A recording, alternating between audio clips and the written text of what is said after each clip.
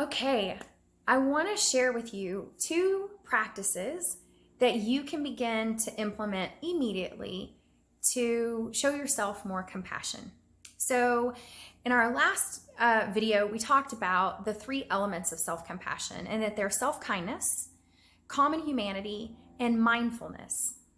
So there's got to be a level of awareness or mindfulness that says to yourself, "Ooh, I'm suffering right now." And rather than be critical with myself or judgmental, thinking I shouldn't be having this experience, instead I'm going to extend myself some compassion. And here are two really specific ways that you can do that. The first is affectionate touch. So this may seem a little bit silly. I know I kind of went the first time I learned this and practiced this, but it really is effective. So affectionate touch is offering ourselves a comforting and nurturing sense of touch, just as it explains. So you might want to play around with this a little bit to see what feels loving to you. But it could be that you place your hands on your face, right? That you hold your own face in a comforting way. Or perhaps you want to wrap your arms sort of around yourself in an embrace, or hold your own hand. It could even be, I personally like this, I like comforting my neck like this. I don't know why. You don't really have to understand it. You just want it to feel supportive and affectionate and kind towards yourself. Sometimes just placing your hand on your heart or on your belly, hands on your belly or hands on your heart, one of each, hand on heart, hand on belly, can also be really comforting. So the invitation is just to kind of play around with affectionate touch and see if there's a particular gesture that you could make for yourself, towards yourself, in a moment that life is hard. The second one is offering yourself words that you most need to hear.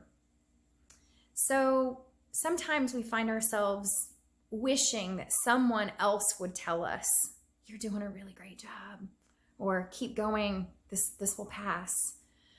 I'm proud of you. I love you," whatever that is.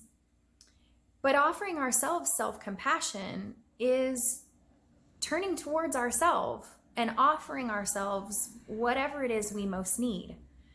So this is to really sink in and say, and this would be my invitation to you as you practice this, is perhaps close your eyes for a moment and just ask your heart, ask your soul, what is it that I most need to hear right now? And then allow whatever words come to you to be the right words. Just trust that.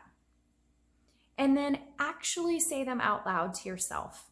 So your subconscious mind doesn't know the difference in somebody else saying these words to you and you saying these words to you. So say them to yourself out loud and receive them. It's going to be okay. Everything's going to work out. You're fine. They're going to turn out. I love you. Whatever it is, right? Whatever shows up there, trust it, and then say those words out loud to yourself. All right, so two very practical ways that you can begin to practice self-compassion: affectionate touch and offering yourself the words that you need to hear.